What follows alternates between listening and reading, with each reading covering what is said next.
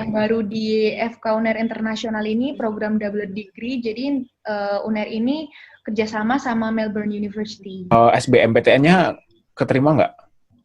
Enggak sih. Biaya awalnya itu ada di websitenya langsung ya, 275 juta. Oke. Sebelum melanjutkan video ini, jangan lupa untuk tekan tombol subscribe untuk mendukung channel ini. Tekan tombol subscribe sekarang ya. Terima kasih. Terima kasih banyak atas waktunya untuk wawancara tentang FK UNER kelas internasional ya. Jadi nanti kita akan bahas perjalanan Priscil dari sejak SMA, kemudian akhirnya keterima di FK UNER Internasional, dan nanti kita bahas di dalam FK UNER Internasional itu seperti apa secara sekilas gitu ya. Silahkan boleh perkenalan, Priscil nama lengkap, terus asal SMA-nya dari mana? Nama aku Bunga Priscilla, dari SMA Sin Louis 1 Surabaya. Oke, terus boleh diceritain dulu, pasti kan dari SMA, pertama daftar SNMPTN dulu, terus SBMPTN, dan akhirnya bisa ke FK UNER kelas internasional itu prosesnya seperti apa? Iya, jadi karena memang aku asalnya kan dari Surabaya, jadi sebenarnya nggak terlalu mikir ke universitas lain ya, karena memang fokusnya ya FK UNER. Jadi daftar SNM mau SBM itu juga daftarnya FK UNER. Tapi kan karena memang aku dari SMA swasta, ya jadi nggak terlalu mengharap banget untuk SNMPTN gitu kan. Jadi ya antara SBM, mandiri atau internasional. Nah, waktu itu untuk pengumuman SBM-nya itu kan setelah pendaftaran dan tesnya FK internasional kan. Jadi aku kan karena daftar internasional duluan, jadi udah keterima duluan sebelum pengumuman SBM-nya. Oh Jadi gitu. aku nggak ngerasain kayak pengumuman SBM atau pengumuman mandiri atau daftar mandiri yang lain gitu. Tapi kamu daftar SBM waktu itu? Daftar kemana? FK UNER. Oh gitu. Jadi kamu daftar dua-duanya ya kalau bisa dibilang ya, FK UNER reguler yang SBM sama internasional yang seleksi khusus internasionalnya ya? Oke. Terus kayak waktu itu SBMPTN-nya keterima nggak? Enggak sih. Tapi kayak udah apa ya? Istilahnya udah ada cadangan gitu ya, bukan cadangan sih, tapi mungkin kamu emang nyasarnya internasional gitu atau gimana? Aku memang dari awal memang pengennya internasional sih Kak. Oh Sebenarnya gitu. dalam hatiku. Oh. Soalnya kan kalau dari FK internasional kan ada kesempatan buat belajar di luar negeri juga kan. Jadi dari awalnya memang minatnya internasional sih. Oh gitu ya. Jadi kayak biar dapat pengalaman ke luar negeri sama international experience-nya gitu juga ya. Oke. Jadi kayak ketika SBM nggak keterima ya udah lah ya, gue udah punya apa namanya yang gue pinginin gitu ya. Udah aman. Oke. Nah, menurutku menarik sih kayak FK kelas internasional gitu. Karena kan di Indonesia kalau nggak salah yang paling apa ya, yang paling kelihatan itu kan ada di UI, UGM sama UNER ya. Nah, aku penasaran banget di UNER kelas internasional itu programnya seperti apa dan jalur masuknya seperti apa. Nah, pertama dari jalur masuk nih. Kalau di jalur masuknya ada apa aja, Priscil? Dan kayak tahapannya seperti apa?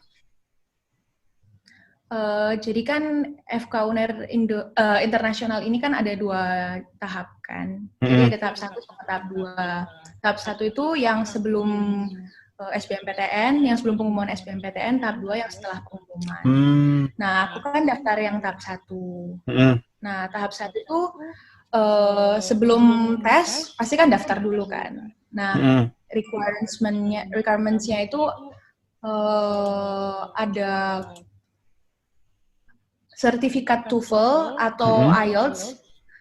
Aku kurang tahu yang IELTS, soalnya aku daftar pakai TOEFL sih. Aku daftar, itu batasnya awalnya 550, tapi nggak tahu aku lihat update-nya jadi 500 gitu sih. Oke. Terus selain Terus TOEFL? habis gitu ya paling sertifikat-sertifikat misalnya pernah menang lomba atau ya sertifikat kayak gitu sih, sertifikat prestasi. Oh, jadi kayak ya udah kayak daftar univ biasa gitu mungkin ya, kayak ijazah SMA, Mm, terus nilai UN ada juga nggak disertakan? ada nilai UN. Nilai UN juga ya. Oh, sama mungkin form-form yang ya emang buat masuk gitu. Mm-mm. Tapi karena internasional jadi pakai TOEFL ya atau IELTS ya. Mm-mm. Mm-mm.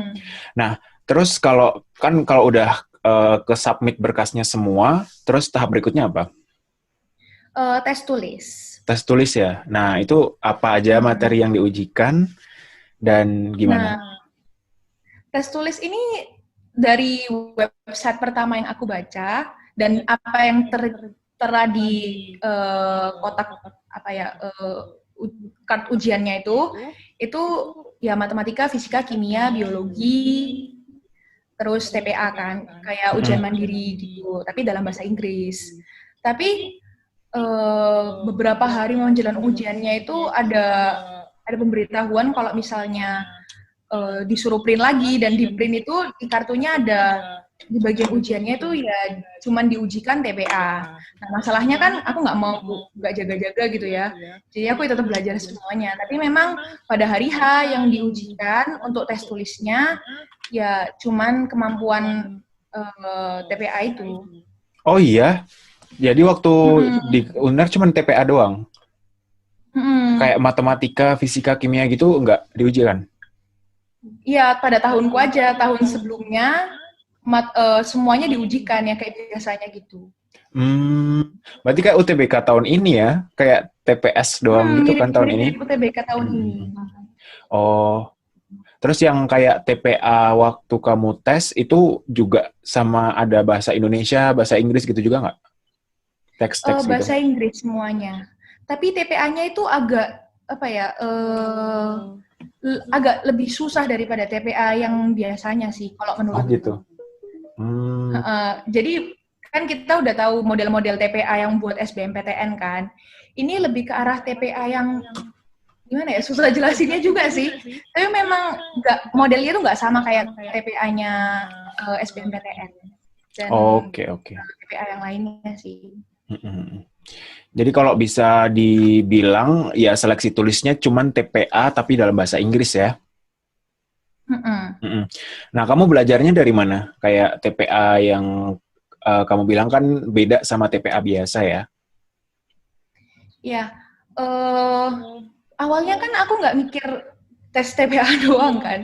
Jadi aku ya belajarnya ya semuanya, matematika, fisika, bahkan sampai di venue ujiannya aku mikir ini beneran TPA doang atau aku memang aku telat atau aku nggak perhatiin gitu.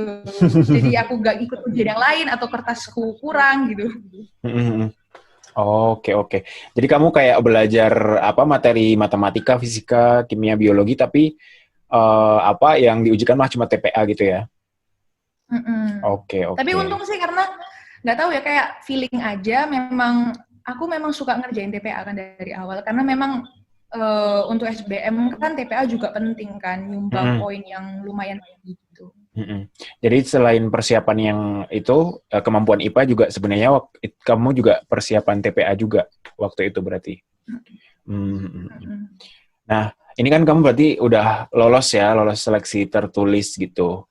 Kayak tips untuk ngerjain TPA yang untuk masuk FK UNER Internasional, apalagi bahasa Inggris, itu kamu tipsnya gimana? Tipsnya ya biasakan dengan bahasa Inggris gitu. Karena menurutku untuk tes yang base-nya bahasa Inggris itu bukan cuma kita harus bisa bahasa Inggris, tapi kayak memang harus benar-benar menguasai gitu. Jadi bukan kayak sekedar pinter bahasa Inggris kayak nilai bagus dari kuliah, dari sekolah gitu. Tapi memang benar-benar harus terbiasa. Kayak misalnya kita bisa berkomunikasi dengan bahasa Inggris, bisa nonton film atau baca buku dengan bahasa Inggris, itu lebih mudah memahami soal-soal yang bahasa Inggris sih menurut kita. Terus kalau misal abis itu kan seleksi tertulis udah selesai, terus abis itu kayak semuanya boleh masuk wawancara atau kayak diumumin siapa aja yang lolos gitu? Oh, semuanya wawancara kok, Kak. Oh Hari gitu. yang sama. Oh, di hari yang Mm. sama. Oke, oke. Boleh diceritain wawancaranya kayak gimana? Jadi waktu itu habis tes tulis, kita Mm-mm. disuruh nunggu karena habis itu ada wawancara kan. Mm-mm. Nanti dipanggil satu per satu. Tapi di dalam ruangannya itu memang ada banyak, maksudnya nggak cuma satu orang yang diwawancara gitu loh Kak. Jadi Ah, ada apa beberapa namanya ya. anak-anak lain. Nah, wawancaranya kan pakai bahasa Inggris. Jadi ya memang pertanyaannya ya kita jawab pakai bahasa Inggris. Terus ya memang harus meyakinkan gitu loh, Kak. Hmm. Hmm. Yang ditanya apa aja waktu itu? Pertama, perkenalan kan, kenapa mau masuk kedokteran, kenapa milihnya FK UNER. Terus sebenarnya pertanyaannya lumayan general sih, Kak. Mm-mm. Jadi kalau misalnya nanti memang keterima jadi mahasiswa di FK UNER Internasional, apa yang menurut saya apa yang harus diubah dalam jadi dokter di Indonesia dengan menangani pasien di Indonesia gitu, terkait masalah-masalah kedokteran di Indonesia dan menangani pasiennya sih. Hmm. Oh, jadi kayak lebih ke pendapat kita gitu nggak sih yang ditanyain? Mm-mm. Hmm. Ada pertanyaan yang kamu masih ingat kayak susah banget gitu nggak? Terus kamu susah jawabnya. Sebenarnya ada sih, bukan susah banget, tapi memang yang nggak biasanya didapetin dari, kan aku lihat video wawancara-wawancara dari YouTube kan. Ah, Kan memang di luar negeri kan sering ada bagian wawancara gitu. Nah ini ditanyain apa yang harus diubah dalam kondisi medis di Indonesia ini. Gitu. hmm. Mm-mm. Jadi Jadi kayak susah ya, orang kita juga belum tahu gitu ya. jadi memang mungkin kita harus memikirkan ke depannya kita gimana. Kita harus punya vision kalau kita mau jadi dokter, kita mau ngapain di Indonesia ini gitu sih. Kayaknya mereka tujuannya buat kayak gitu sih. Jadi biar apa ya, memang tahu bahwa anak ini nggak bakalan berhenti di tengah jalan, memang mau jadi dokter gitu. Oh, iya, iya, iya. Jadi kayak bisa kelihatan juga ya motivasi dia, terus apa ya, niat yang kuat dari dia gitu ya. Mm-mm. Hmm. Terus kayak berarti seleksinya ada berkas, tes tulis sama wawancara itu aja, 3 tahap itu. Mm-mm. Nggak ada yang kayak suruh ngerjain kasus atau esai gitu, nggak ada ya? Oh enggak. Oke, oke. Berarti sebenarnya lumayan simpel ya. Terus itu juga Mm-mm. wawancara sama tes tulisnya juga dalam 1 hari ya. Mm-mm. Oke, terus abis wawancara kayak kapan diumumkan? Beberapa hari setelah itu? Oh, cuman selang aku wawancaranya hari Sabtu seingatku. Mm-mm. Dan diumuminnya hari Senin kalau nggak salah. Oh iya, Selasa. wah itu sih lebih cepat daripada pengumuman ujian manapun ya kayaknya ya. Iya, cepet banget. Oh, makanya kamu udah santai-santai ya, nggak usah mikirin SBMPTN lulus atau enggak gitu. Oke, keren-keren. Waktu itu gimana perasaannya akhirnya keterima gitu? Seneng banget sih. Soalnya kan, karena kan untuk SBM pun aku nggak ada milih ke univ manapun gitu kan. Jadi memang aku pengennya FK UNER gitu. Dan kayak seakan beban itu udah keangkat gitu. Iya, Jadi ya. bisa tidur nyenyak gitu. Oh iya, oke. Terus apa namanya? Kan kamu udah keterima nih. Terus apa namanya? Kayak dari berkas, terus apa? Tes tulis sama wawancara. Nah, menurut kamu kalau misalnya kamu punya adik kelas atau adik keluarga gitu yang atau teman-teman yang mungkin mau masuk ke FK UNER Internasional, ya mungkin masih kelas 2 atau masih ya mau kelas 3 akhir-akhir, apa aja yang harus mereka persiapkan untuk bisa masuk kayak kamu gitu? Oke. Yang pertama itu bahasa Inggris ya. Heeh. Karena kan memang requirements-nya buat bisa keterima untuk buat ikut tes aja kan memang harus ada sertifikat TOEFL atau IELTS kan. Dan di dalamnya juga gitu, mau belajar kan pasti belajar pakai bahasa Inggris kan. Jadi memang harus dikuatin gitu. Terus sebenarnya nggak terlalu jauh kan Kak tipe tesnya gitu. Ya memang harus belajar, jangan patah semangat sih. Harus benar-benar belajar gitu. Jangan ngeremehin juga. Cuman karena kadang-kadang TPA ternyata, tapi TPA itu juga kalau misalnya nggak benar-benar bagus ya gimana gitu. Oke. Terus kalau wawancara ada apa tips yang dipersiapkan nggak selain kemampuan bahasa Inggris? Jangan ditutup jangan relax aja, nggak usah kayak kelihatan berambisi banget, tapi ya jujur aja gitu. Kenapa mau jadi dokter, terus apa pandangan tentang dokter di Indonesia gitu. Oh, jadi kayak utarakan apa yang emang kita pikirkan gitu ya? Oke, keren. Terus satu lagi tentang persiapan. Nah, kamu kan bilang kalau tahun sebelumnya itu kan juga ada kemampuan matematika dan kemampuan IPA ya. Dan itu pasti kan beda antara yang SBMPTN reguler sama internasional gitu. Nah, kalau kamu sendiri, apakah ada rekomendasi buku-buku tertentu atau mungkin platform bimbel untuk belajar yang khusus internasional gitu?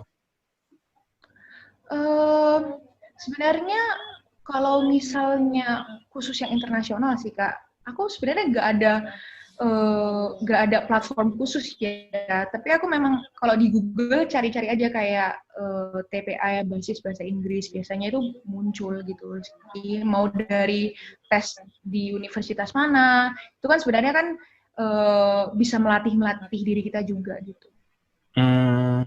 Jadi kayak dari Google gitu ya, dari internet ya? Dan kalau misalnya memang tahun depan, maksudnya tahun ini, itu bakalan diadakan lagi bahasa matematika, fisika, kimia, IPA, ya aku saranin mungkin pakai soal-soalnya A-level. Itu yang menurutku yang standarnya soal-soal yang hampir sama lah kayak soal SBM gitu, tapi dalam bahasa Inggris.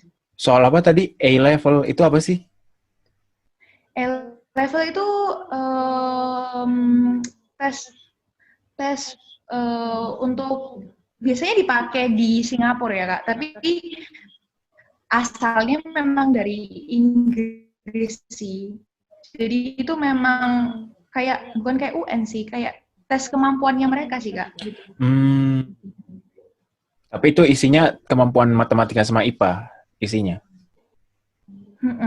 Oh ya, A-level ya. Aku baru tahu kalau ada itu.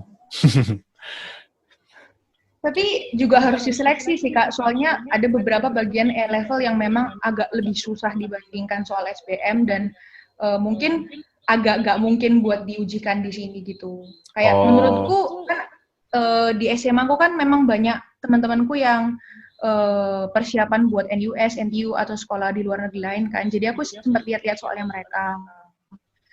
Misalnya kayak integralnya, limitnya, dan formula-formula lainnya itu agak lebih susah dibandingkan yang diujikan di sini.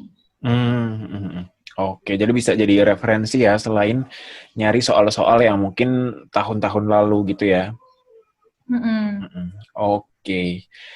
Oke, akhirnya kan ini udah keterima ya di internasional. Nah, sekarang kita mau bahas nih pasti penasaran banget anak-anak kayak apa sih perbedaan FK UNER kelas internasional sama yang reguler gitu kan. Terus dari segi apakah ada double degree atau pengantarnya, terus modul-modulnya kayak gitu ya. Nah, pertama dari ini kuotanya. Kalau kuota di FK UNER internasional ada berapa orang? Kalau untuk tahunku itu 50 orang. 50 ya? Oh, dikit juga ya. Tapi itu jauh lebih banyak, 2 kali lipatnya tahun lalu. Tahun lalu gitu? cuma 20. Oh. 25 kalau nggak salah. Mm-mm. Berarti kayak 50 itu dibagi 2 gelombang, gelombang 1 sama 2 ya? Mm-mm. Oke. Terus apa kayak perbedaan? Apakah ada perbedaan dari segi modul yang diajarkan antara internasional sama reguler di UNAR? Kalau perbedaan dalam segi modul sebenarnya nggak ada sih Kak. Ya cuman perbedaan bahasa aja gitu. Jadi dosennya ngajar pakai bahasa Inggris, tugas kita kerjain pakai bahasa Inggris gitu aja. Tapi untuk materinya yang diujikan sama sih.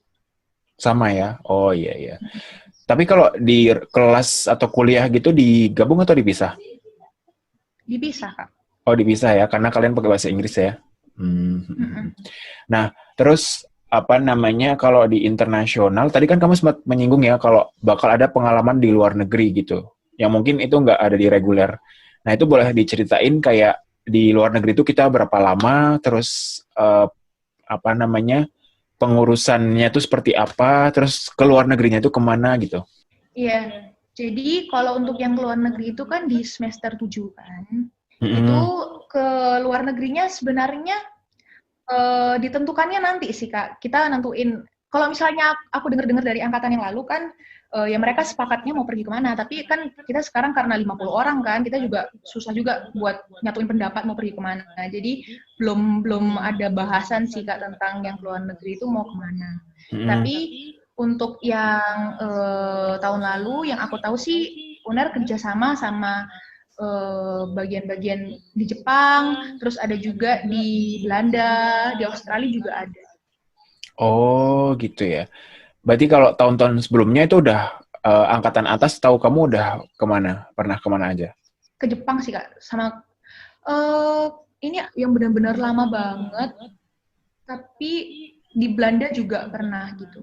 Oh iya ya. Jadi itu kayak nanti ditentuin kalau udah deket-deket gitu ya berarti ya. Nah itu di sana tuh berapa lama? 1 bulanan kayaknya. Oh 1 bulanan berarti kayak ya mungkin kayak modul elektif gitu ya. Terus di sana yang dikerjain kayak apakah kuliah juga atau ikut kepastian atau gimana selama di luar negeri? Kalau misalnya untuk luar negeri ini sih Kak, dari yang aku dengar ya, observasi sih Kak, kita nggak mungkin nangani pasien, kita cuman melihat, dapat pengajaran juga di sana, terus bukan meneliti sih, kayak meneliti jurnal gitu loh Kak. Jadi lebih ke observasi gitu ya, observasi apa namanya, mungkin di rumah sakit sana kayak gimana, terus sistem perkuliahannya kayak gimana gitu ya. Oh, jadi kayak kerjasama sama FK di luar negeri berarti? Oke, wah keren banget. Berarti ya emang harus disiapin bahasa Inggris juga ya untuk ke luar negeri. Sekarang masalah biaya nih. Kan biaya pasti kalau internasional ya semua orang mungkin dengernya udah tahu duluan nih kira-kira berapa sih kalau di FK UNER kelas internasional, dan nanti kalau selama di luar negeri itu kira-kira biayanya juga berapa gitu.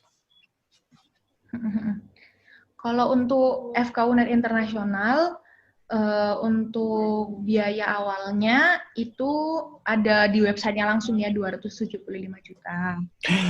Oke. Itu sama gelombang 1 sama 2? Sama. Oh sama ya, 275 juta guys. Siapin guys kalau mau masuk ke FK internasional. Oke, terus per semesternya? Per semesternya 25 juta. 25 juta, oke. Nah, habis itu kalau ke luar negerinya yang 1 bulan itu? Nah, karena kan aku masih tingkat 1 ya Kak, jadi sebenarnya itu belum terlalu dibahas di komunitas angkatanku sih. Tapi ya aku juga belum ada dapat info-info tentang itu juga sih Kak. Oke. Tapi itu kita yang bayar sendiri ya, bukan fakultas yang bayar ya? Enggak, kita yang bayar. Oke. Nah, kan ini ada keluar negeri nih. Nah, nanti kalau misalnya di FK Unair Internasional, apakah ada dapat gelar tambahan dari luar negeri atau gimana?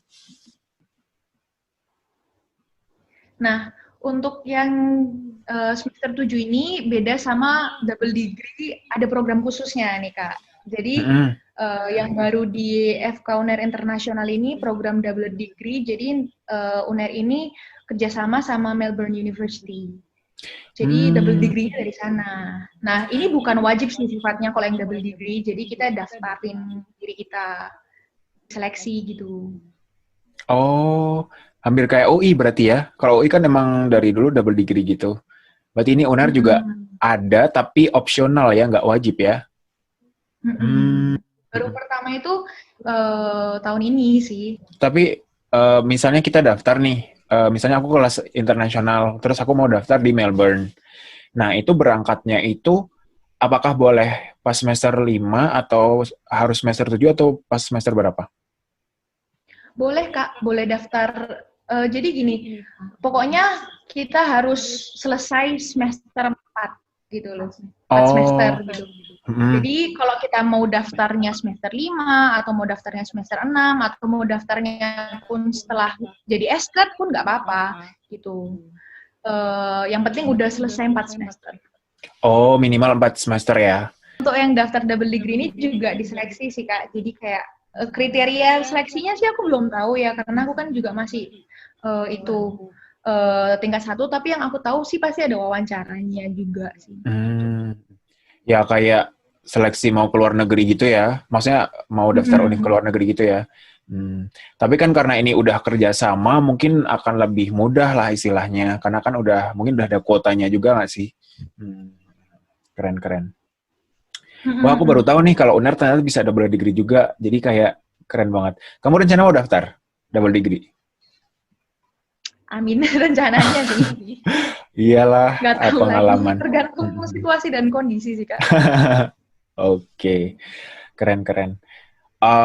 Terus apa lagi ya? Kalau double degree itu 1 tahun berarti ya kalau di luar negeri yang di Melbourne itu? 1 tahun. Nah, berarti kalau di total berapa lama nih, berapa semester kalau kita ambil double degree dari awal? Kalau misalnya dari yang aku dapetin kapan hari, mereka sempat presentasi juga sih, Kak. Kalau memang kita ngambil double degree, waktu kita misalnya semester 5, 6, pokoknya sebelum SKED, kita bakalan 1 tahun terlambat di antara teman-teman seangkatan kita sih. Gitu. Jadi misalnya mereka lulus satunya 3,5 tahun, kita ya 4,5 tahun gitu. Oke, jadi nambah 1 tahun ya. Kalau misalnya reguler kan rata-rata 5,5 sampai 6 tahun ya. Berarti kalau misal kamu ambil double degree berarti 6,5 sampai 7 tahun ya. Oke. Tapi nggak apa-apa sih kalau double degree gitu kan. Jadi kayak gelarnya panjang. Dan pengalamannya lebih banyak pastinya kan. Oke. Wah, keren. Terus apalagi ya yang beda ya? Oh, menurutmu apa sih kelebihan internasional dibandingkan reguler dan apa kekurangannya? Kalau menurutku sih, Kak, untuk internasional banding reguler, pasti yang utama tadi kan yang pengalaman keluar negeri ya. Terus kan kita diajarin dan kita juga terbiasa dalam bahasa Inggris. Kan, Kak. Ngerjain soal, baca materi dalam bahasa Inggris. Sedangkan kalau misalnya aku cari ini bakalan lebih cepat belajarnya gitu loh daripada harus kayak nge-translating lagi gitu. Setuju sih. Maksudnya kayak apalagi sekarang textbook terus jurnal-jurnal itu kan pasti bahasa Inggris ya. Dan kayak kadang beberapa kayak textbook yang ditranslate kadang kayak malah artinya agak susah dicerna gitu nggak sih? Terus mungkin kalau misalnya kamu ada keinginan untuk lanjut spesialis di luar negeri atau lanjut sekolah di luar negeri gitu mungkin lebih mudah gitu ya karena bahasa Inggrisnya udah di-train dari awal. Oke. Kalau kekurangannya apa menurutmu dibanding reguler? Kalau kekurangannya sih sebenarnya nggak Nggak ada ya? bukan nggak ada sih kayak palingan karena biaya pertama ya. Terus paling karena memang internasional kan apa ya, NIM-nya kan agak bawah-bawah gitu. Jadi kalau misalnya ujian ya agak terakhir-terakhir. Tapi itu juga nggak itu sih, nggak terlalu krusial banget gitu. Nggak nentu juga sih, Kak. Tapi aku penasaran deh, kalau misalnya koas itu kalian digabung sama reguler atau enggak? Kalau koas digabung. Digabung ya. Jadi kayak apa namanya? Misalnya satu kelompok 10 orang itu bisa apa ya, gabungan internasional sama reguler? Bisa. Tapi iya sih sama kalau di UI juga digabung. Cuman biasanya kalau di UI kayak misalnya satu stase besar itu biasanya isinya internasional semuanya gitu. Nanti stase lain reguler semua gitu. Tapi bisa dicampur juga gitu. Kalau yang di UNER sih aku juga belum tahu ya, Kak. Soalnya kan karena di angkatanku mungkin beda sendiri karena 50 orang lebih banyak daripada yang lain gitu. Jadi masih belum tentu sih kalau yang untuk koasnya gitu. Tapi koasnya di Indonesia ya? Di Surabaya ya? Oke. Jadi pakai bahasa Indonesia ya kalau koas? Oke. Terus, ada ini nggak sih? Apa namanya mahasiswa dari luar negeri gitu yang di kuliah di UNER Internasional? Ada. Oh ada ya? Dari mana? Kalau yang di angkatanku ada yang dari Malaysia sama yang dari Palestina. Wah, Palestina. Malaysia. Iya. Oh, berarti mereka ini dong kayak nanti belajar bahasa Indonesia dong waktu koas. Jadi, ada juga yang dari Arab, tapi dia sebenarnya orang Indonesia, tapi besarnya di Arab sih, di Abu Dhabi gitu. Jadi ya nggak full internasional juga. Tapi ya mereka harus belajar bahasa Indonesia dan memang belajarnya dari sekarang sih, Kak. Aku sering dengar mereka harus ke kampus B buat belajar bahasa Indonesia gitu untuk kelas. Tapi enak juga ya jadi dapat 2 bahasa gitu. 3 bahasa mungkin mereka. Kalau dari Arab kan berarti Arab, Indonesia sama bahasa Inggris ya. Oke. Wah, keren. Jadi selain dapat teman dapat teman internasional mungkin nanti waktu keluar negeri, tapi selama di UNER juga dapat teman dari luar negeri juga gitu ya. Wah, keren. Jadi mungkin itu kelebihannya juga ya kalau di internasional dibandingkan kalau reguler kan mungkin ya temannya satu lokal Indonesia aja. Oke. Terus apa lagi ya? Tadi yang aku tanya itu kalau ini apa namanya? Selama di UNER kayaknya udah semua ya tentang perbedaan UNER internasional sama reguler. Apa ada lagi nggak yang beda? Nggak ada sih, Kak. Soalnya kalau mau ngomong fasilitas beda juga ya kelasnya kan diganti-ganti juga sih, Kak, posisinya di mana. Jadi ya kita merasakan semua kelas di FK UNER juga sih. Jadi sebenarnya ya perbedaan utamanya ya dalam bahasa aja gitu. Oke. Jadi itu guys, kalau kalian mau internasional benar-benar siapin bahasa Inggris dari sekarang ya. Biar pas di dalam nggak kaget gitu. Tapi aku ini deh pengen nanya, gimana sih cara kita untuk melatih mental kita, terus motivasi kita untuk kayak biar gak minder gitu. Kadang kan kalau misal internasional gitu kan udah takut duluan, wah nanti pakai bahasa Inggris gimana nih gitu. Jadi kayak gimana caranya biar kita semangat untuk mempersiapkan ke internasional, biar semangat belajar bahasa Inggris gitu. Aku sih bukan dengar sih. Orang-orang itu kadang-kadang mikir bahasa Inggris, malas belajar bahasa Inggris karena bukan susah ya, kayak mau ngelatihnya sama siapa gitu. Mau bagus pun paling bagus dalam teori aja tertulis gitu kan. Belum tentu dalam pembicaraan gitu bagus gitu. Menurutku sih yang paling gampang buat belajar bahasa Inggris itu ya dibikin enak, dibikin santai. Jadi sering nonton hiburan pakai bahasa Inggris, step by step gitu, nggak usah kayak biar langsung nggak usah pakai subtitle nonton atau baca buku pakai bahasa Inggris, nggak perlu kayak gitu sih. Jadi jadi pertamanya subtitle bahasa Indonesia, terus subtitle bahasa Inggris, terus tanpa subtitle gitu. Terus Jadi kalau misalnya ya dalam belajar bahasa Inggris ini nggak usah takut buat salah. Kadang-kadang kita lihat di internet ada apa ya, grammar police gitu. Jadi kayak mau grammarnya salah dikit pasti dihina apa segala macam. Gak usah takut gitu sih. Jadi selalu ada ruang buat memperbaiki diri gitu. wah, keren-keren. Jadi kayak pertama dibikin enjoy, terus dua nggak usah takut kalau salah gitu ya. Karena pasti ada ruang untuk belajar, untuk improvement gitu ya. Kalau ini kan kamu berarti udah masuk di FK Unair Internasional. Berarti udah ketemu teman-teman juga yang mungkin jago-jago bahasa Inggris semua gitu nggak sih? Kayak gimana kamu setelah masuk? Apakah minder atau ternyata wah sama aja nih, yang lain juga maksudnya sama-sama belajar gitu. Kayak gimana perasaan kamu ketika masuk di lingkungan internasional gitu?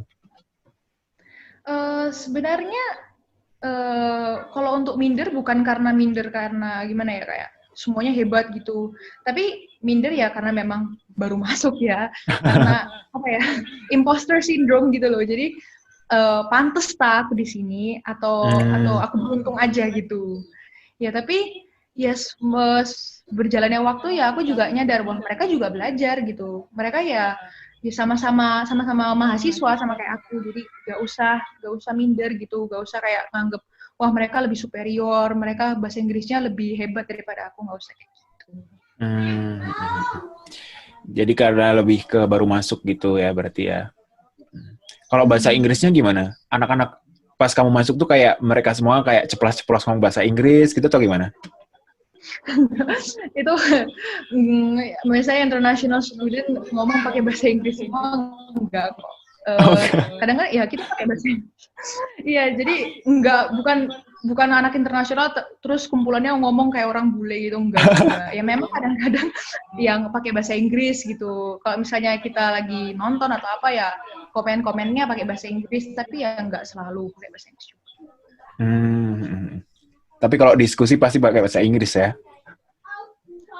Kalau diskusi formal pasti bahasa Inggris. Tapi kayak kerja kelompok gitu sebenarnya ya bahasnya ada Indonesianya juga.